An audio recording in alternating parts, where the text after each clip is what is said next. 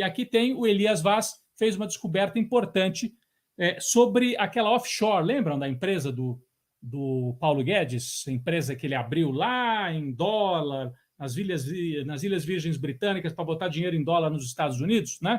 Então, descobriu um detalhe aqui que não é um detalhe, é algo muito importante. Vamos trazer o deputado para ele contar para a gente. Então, boa noite, deputado Elias Vaz, obrigado pela sua presença, por ter aceito o nosso convite. Então, pediria para o senhor começar por aí, né? O que é que o senhor descobriu em relação ao Paulo Guedes? Foi uma revelação jornalística, mas o senhor, aprofundando a investigação, descobriu mais detalhes sobre essa empresa offshore de Paulo Guedes, não é? Boa noite. Boa noite, Rodrigo. Boa noite, Daiane. Boa noite a todos que nos acompanham nesse momento.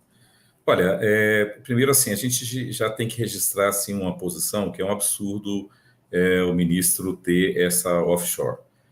Para mim, tem 3 motivos que levam ele a ter essa offshore. Ou é para esconder patrimônio, ou é para não pagar impostos, ou porque ele não confia na política econômica do governo, né? Tem alguma coisa assim, porque ele está investindo fora do país, vai lá colocar uma empresa em paraíso fiscal. Mas o que é mais grave, que eu já achava grave essa situação. Então, a gente, inclusive, eu fui um dos autores, né, que teve 3 convocações do ministro Paulo Guedes, convocação, não foi convite. Eu fui um dos autores, no caso da Comissão de Fiscalização e Controle, eu fui o autor da convocação do ministro.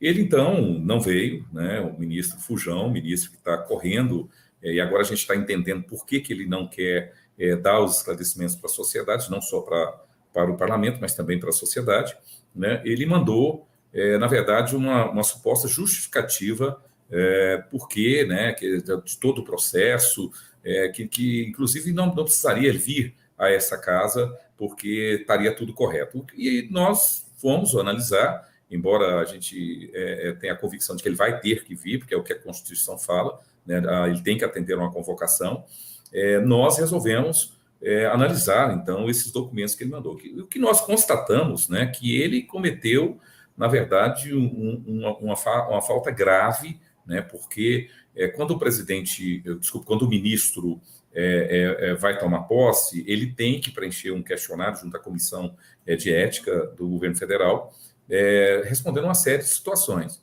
E ele mentiu, né, não tem outro termo, mentiu mesmo, ao não dizer que a sua filha, né, quando ele sai da empresa, continuou como diretora da empresa. Eram os 2 que eram diretores da empresa, né, o Paulo Guedes e a sua filha. Ele sai, né, e ele não informa isso para a Comissão de Ética. Inclusive, tem uma pergunta muito clara se tem alguma sócio, se tem alguma pessoa que trabalha da família dele, que trabalha em alguma empresa que possa ter conflito de interesse. Ele responde categoricamente não, não tem. E aí, tanto a esposa dele, que é sócia da empresa, como a própria filha, que também é diretora da empresa, né, e ele não informa esse fato. Isso é um fato grave, né, que para nós, assim, deve ter tido um objetivo, né, que, evidentemente, que nós não podemos acreditar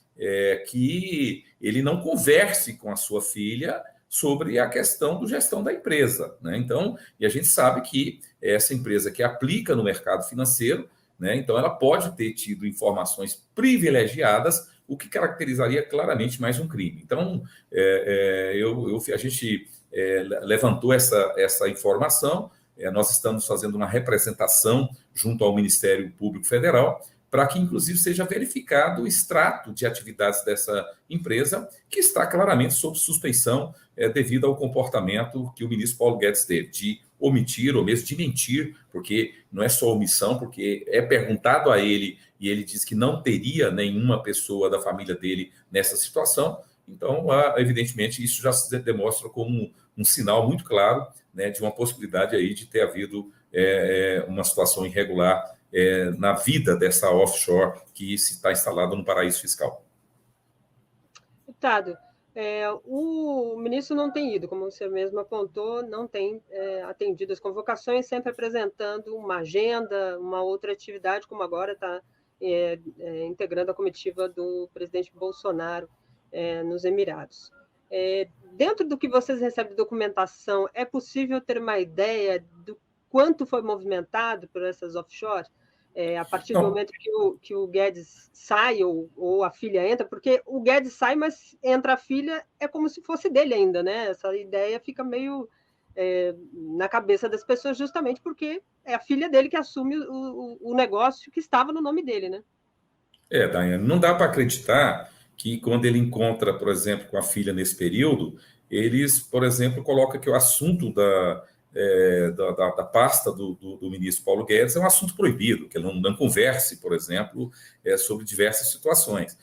Porque tem situações, a gente precisa compreender onde é que pode encontrar o conflito de interesse.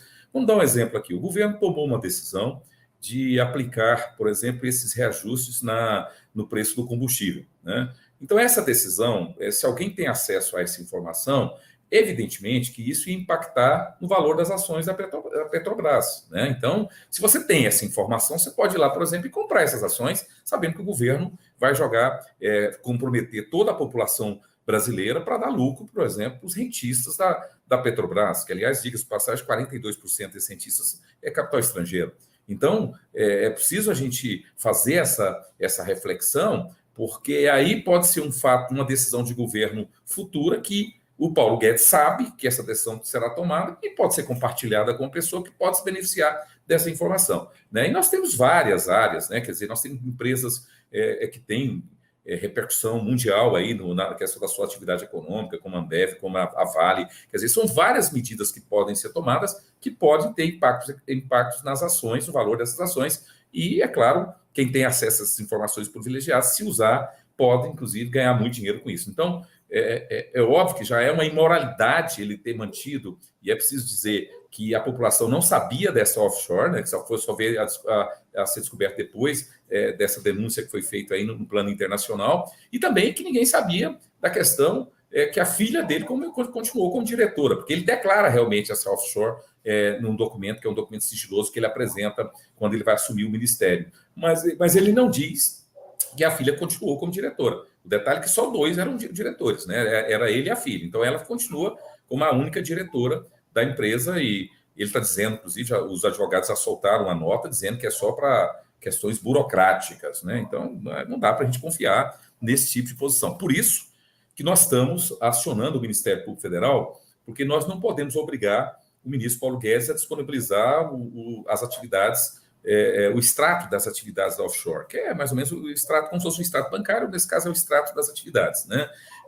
Nós não podemos fazer isso, só através, seria de uma CPI ou através do judiciário. Então, por isso que a gente está acionando o Ministério Público Federal diante dessas evidências claras, dessa omissão ou mentira que ele estabeleceu junto aos órgãos competentes, que ele tinha que ter manifestado sobre a situação, para que seja feito o pedido da quebra desse sigilo, para que se possa verificar se não houve nenhum tipo, e eu suspeito que tenha havido, né, um tipo de utilização de informações privilegiadas que, com certeza, favoreceram as aplicações financeiras dessa empresa pertencente ao Paulo Guedes e sua família.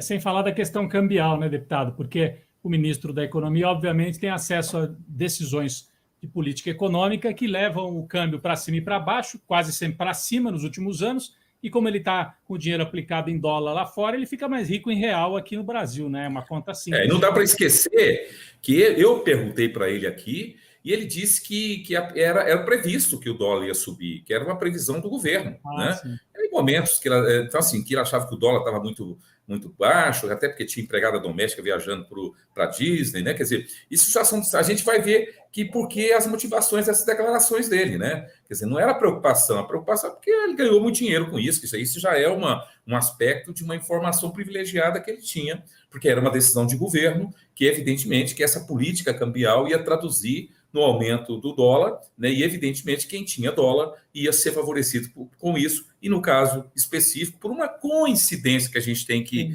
acreditar, tem que ter muita boa vontade, né, para acreditar que isso foi uma coincidência, o ministro Paulo Guedes é beneficiado com milhões através dessa política que ele estabeleceu aqui no país. Ele e o presidente do Banco Central, não vamos esquecer do Roberto Campos Neto, Exatamente. com esse nome tão pomposo e de triste memória para a economia e também para a política brasileira. O avô dele foi ministro da ditadura militar brasileira. Deputado, só para a gente ir concluindo aqui, a Daiane citou não tem uma obrigação, o Paulo Guedes não pode ser levado a ir depor, porque não é um convite, vocês fizeram uma convocação, inclusive, para ele ir para o plenário, né? Não é só para as comissões. Como é que está isso? Quando vocês tratam disso com o presidente da Câmara, Arthur Lira, o que ele diz? Por que ele não é chamado às falas? O senhor tem que vir, tem que marcar uma data e ele aparecer? Como é que é isso? Bom, primeiro assim, que segundo a Constituição, ele é obrigado a vir sob pena de cometer crime de responsabilidade, né? Então, a única hipótese dele não vir é pedir demissão, que, aliás, seria muito bom. Eu até preferiria que ele não viesse e já pedisse demissão. Mas, infelizmente, ele continua como ministro. Até se o país, se esse governo fosse minimamente sério, já tinha caído há muito tempo, né? Porque essas situações vinham revelando que realmente que o interesse privado está sobrepondo o interesse público. Agora, qual o problema, né? Primeiro, assim, eu quero dizer que eu já fiz uma representação junto ao Ministério Público Federal, porque eu entendi que ele já cometeu crime de responsabilidade.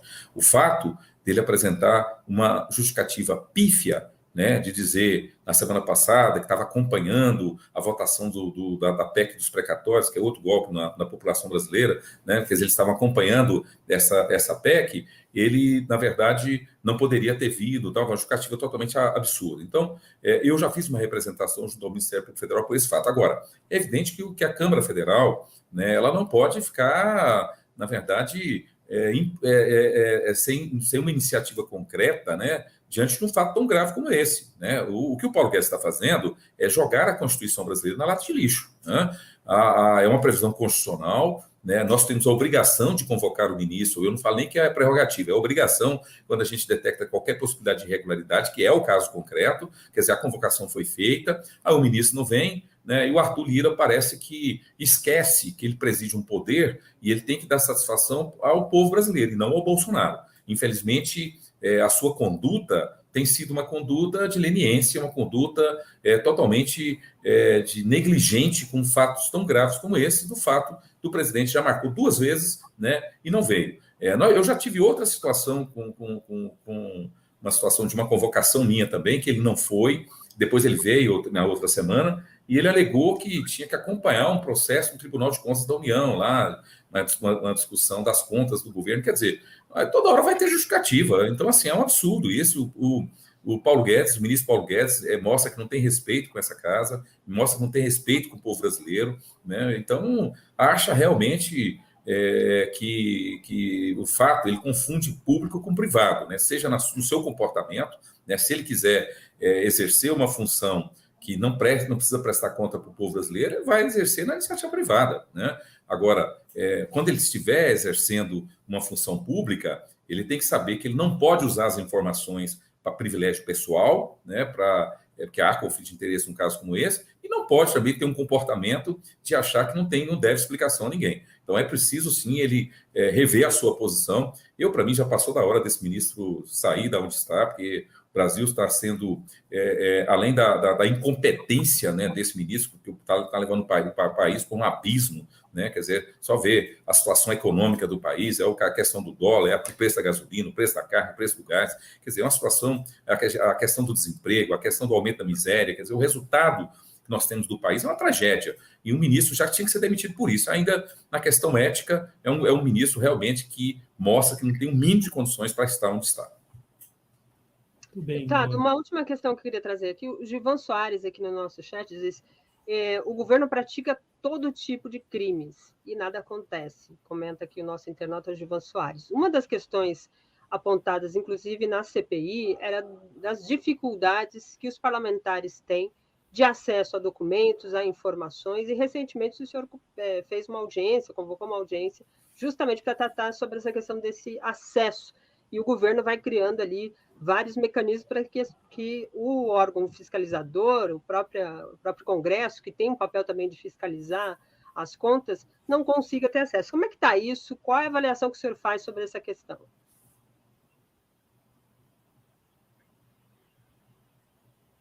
Deputado, bom, nós acabamos de realmente fazer uma audiência pública para discutir esse tema. Está me ouvindo? Sim, sim, sim. Tá. Nós acabamos de fazer uma audiência pública para discutir esse tema. Porque o que está acontecendo? Nós temos a Lei de Acesso à Informação, que é um direito, uma regulamentação de direito constitucional que eu sempre considerei uma lei que é um marco, né? São duas leis, que é a lei de transparência, da transparência, a lei de acesso à informação, que aconteceu, me parece, no governo da Dilma, foi um marco na questão do combate à corrupção no país. Muito importante essa legislação, que é uma ferramenta importante de controle por parte da população, né? E agora nós tivemos a Lei Geral de Proteção de Dados, que é uma lei, né, que ela tem um cunho mais de caráter privado, né? E aí, na verdade, o governo, em nome da questão da Lei Geral de Proteção de Dados, ele está negando as informações à população brasileira, né? Isso é uma coisa absurda, né? Isso tem aumentado muito, né? E nós estamos sofrendo isso enquanto parlamentar, né?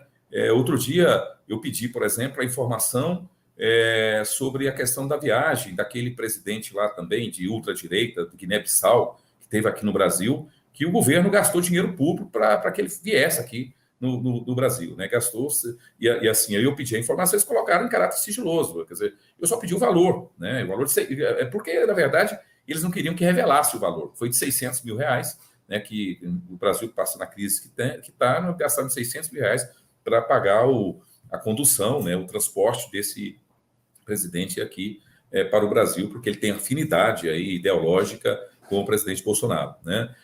Então, assim, outra situação, nós estamos investigando aí uma questão de gastos, né, com publicidade, e também colocaram em caráter sigiloso. E aí a gente está investigando, mas assim, só para citar um fato, né, gastaram $1 milhão e 100 mil dólares para fazer publicidade no aeroporto de Nova York, né? Essas coisas assim. Então, nós estamos investigando, mas com dificuldade, porque se eu quero fazer uma representação, por exemplo, do Ministério Público Federal, sequer eu posso tirar uma cópia, porque está sob sigilo. Aí a alegação é que tem CPF. Eu falei, mas fica muito complicado. Até porque, recentemente, eu fiz uma denúncia, antes da vigência da Lei Geral de Proteção de Dados, num caso do Rio de Janeiro, né, onde a gente caracterizou claramente a questão do conluio, né? Empresas que, na verdade, simulavam concorrência, né? E na verdade, elas não concorriam, porque elas estavam todas articuladas entre si para ganhar o processo licitatório nas Forças Armadas, né? Levando em conta que a gente descobriu que uma empresa de uma filha de um almirante, a outra empresa é de uma filha de um sargento, a outra empresa é de um ex-capitão, a outra empresa também de um ex-capitão, que é pior, esse capitão ele foi expulso do Exército em 2011, né, exatamente porque participava da comissão de licitação e foi acusado de participar de conluio. Aí esse capitão, que foi condenado agora em 2019 pela Justiça Militar a 5 anos de prisão, ele monta uma empresa que de 2019 para cá, do governo Bolsonaro, ele já conseguiu vender quase mais de R$50 milhões, né, em produtos, né, para as Forças Armadas. Quer dizer, como é que o sujeito, que já foi até condenado pela Justiça Militar, quer dizer, e só foi possível a gente fazer isso porque a gente cruzou dados, inclusive, das informações pessoais, do CPF, que a gente pôde ver que é a mesma pessoa. Quer dizer, com essa interpretação que eles estão dando, inclusive ferindo um princípio constitucional, que é o da transparência e do próprio exercício do parlamentar, porque eu não posso fiscalizar se eu tenho essas restrições. Eu nem teria descoberto essas questões se eu não tivesse acesso, por exemplo, ao CPF dessas pessoas, porque eu tive que fazer um cruzamento para ver que eram as mesmas pessoas. Ou numa outra cidade, por exemplo, onde a gente descobriu que mãe e filha concorriam com empresas diferentes, né? E eu só fomos saber que era a mãe e a filha, concorriam entre si, né? Óbvio que depois fomos ver até que é no mesmo endereço a empresa. Então, situações como essa, a gente não tiver acesso às informações para verificar, fica comprometido. Então, o governo Bolsonaro quer passar uma imagem que não tem corrupção, e a forma que eles estão fazendo é impedir que as pessoas tenham acesso às informações. Essa que é a verdade, porque corrupção está tendo muita, nós já te denunciamos várias, inclusive. Claro, isso ficou evidente, inclusive, na CPI da pandemia, vários militares, inclusive, usando a sua proximidade com o poder para oferecer vacina, participar como atravessadores aí da vacina. Parabéns pelo seu trabalho, deputado, um trabalho importante de fiscalização, é uma das prerrogativas do parlamentar, justamente fiscalizar, às vezes em detalhe, e ir buscar, né, as conexões e fazer as denúncias necessárias aí nesse trabalho na Câmara dos Deputados. Então, conversamos com o deputado Elias Vaz, do PSB de Goiás, que descobriu que a filha de Paulo Guedes está lá, continua, né, firme e forte à frente da offshore, e é um motivo a mais para que Paulo Guedes tenha que depor. Ou ele depõe, ou ele presta esclarecimentos à Câmara, ou ele pega o boné e vai passear em Dubai, talvez definitivamente.